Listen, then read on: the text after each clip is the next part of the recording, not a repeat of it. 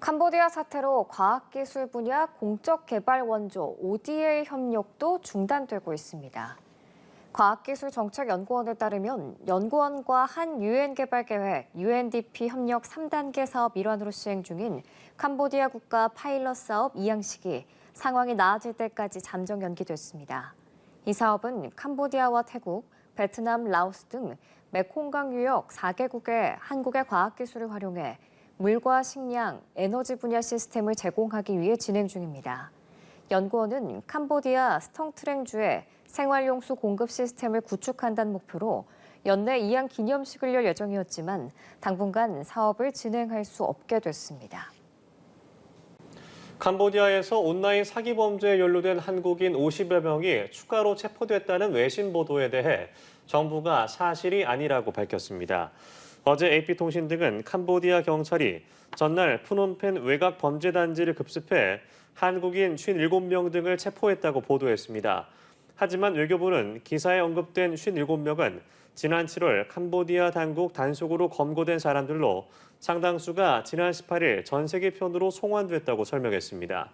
국회 외통위원들이 전날 해당 단지를 방문했는데 현지 언론이 이를 보도하는 과정에서 단속 시점에 오해가 있었던 것으로 보인다고 덧붙였습니다.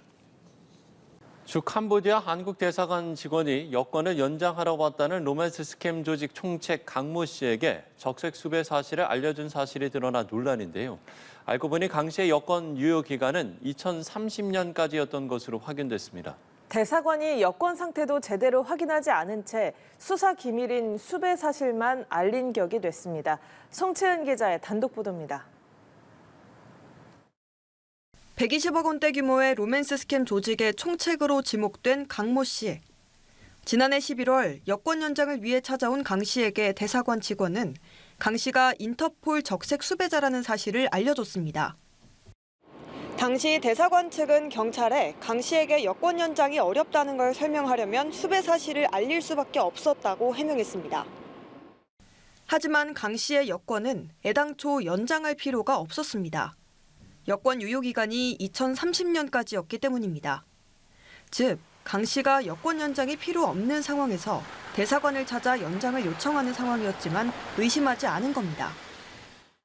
본인은 몰랐나 봐요. 본인이 몰랐으니까 본인이 몰랐으면 대사관을 찾아왔겠죠. 당연하게. 하지만 강 씨는 경찰과의 통화에서 자신이 피의자 신분임을 알고 있었다는 발언을 한 것으로 확인됐습니다. 대사관은 강 씨에게 수배 사실을 직접 통보한 뒤 별다른 조치 없이 귀가시켰고 강 씨는 그대로 종적을 감췄습니다. 이 때문에 일각에선 강 씨가 자신에 대한 수사 상황을 확인하려 대사관을 찾았던 것 아니냐는 의혹이 제기됩니다. 아마도 이 사람이 출국을 시도했거나 뭘 하다가 자기가 불법 사기를 인지한 것 같아요.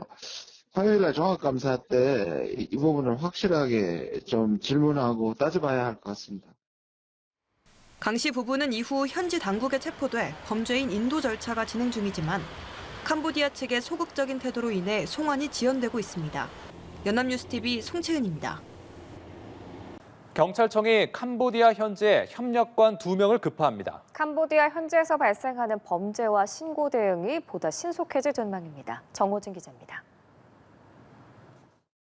캄보디아 현지에 우리나라 경찰관 2명이 추가 파견됩니다. 긴급한 대응이 필요한 사안인 만큼 빠르게 선발한 건데 이르면 이달 안에 출국해 현지 근무를 시작할 예정입니다. 이로써 캄보디아 현지엔 기존 3명에 더해 우리 경찰 5명이 근무하게 됩니다. 정부는 애초 계획했던 코리안 데스크 대신 캄보디아와의 합동 대응 TF를 통해 추가 경찰 파견 규모와 시기, 운영 방식 등을 협의 중입니다. 캄보디아의 경우에는 코리안 데스크가 아니라 저희가 TF를 양측이 구성을 하기로 했습니다. 협력의 범위나 깊이가 계속적으로 확대될 것으로 기대하고 있습니다. 캄보디아뿐만이 아니라 국경을 초월하는 해외 신종범죄가 늘고 있는 만큼 경찰은 인터폴을 비롯한 해외 공조 인력도 확충하고 있습니다. 올해 프랑스 리옹에 있는 인터폴 본사에 1명을 추가 파견한 경찰은 내년엔 시도청 공조 담당 인력을 22명에서 47명으로 2배 넘게 늘릴 계획입니다. 경찰 관계자는 인터폴 등에 추가로 인력을 파견할 의사는 충분하다며 증원을 위한 노력은 지속적으로 진행 중이라고 설명했습니다. 한편 국내에서도 경찰은 캄보디아발 범죄 관련 수사에 속도를 내고 있습니다. 지난 주말 송환된 64명 피의자 대다수를 구속한 경찰은 이들에 대한 조사 강도를 높이는 한편 캄보디아 로맨스 스캠 조직의 공범도 검거했습니다. 서울청 광역수사단에는 재외국민 실종, 납치, 감금 TF가 마련됐는데 캄보디아 외 다른 동남아 국가에서 발생한 유사 신고를 접수하는 한편 캄보디아 범죄단체의 배후로 의심받는 프린스 그룹에 대한 조사도 이어나갈 계획입니다. 연합뉴스TV 정호진입니다. 이재명 대통령이 오늘 마약 스캠, 사이버 도박 등 초국가 범죄, 민생 침해 사건에 대한 관계 부처들의 협력과 총력 대응을 촉구했습니다. 이 대통령은 용산 대통령실에서 관련 긴급대책회의를 주재하면서 이같이 지시했다고 강유정 대변인이 브리핑에서 전했습니다. 이 대통령은 또 캄보디아 송환 사건에서 보듯 초국가적 범죄 사건들이 국민의 삶을 파괴하고 있다며 이를 방치하면 사회적 비용이 급속하게 증가할 거라고 언급했습니다. 이에 따라 정부는 외교부와 법무부, 금융위원회, 국정원 등 기관으로 통합협의체를 구성하고 초국가 범죄 특별대응본부를 설치하기로 했습니다.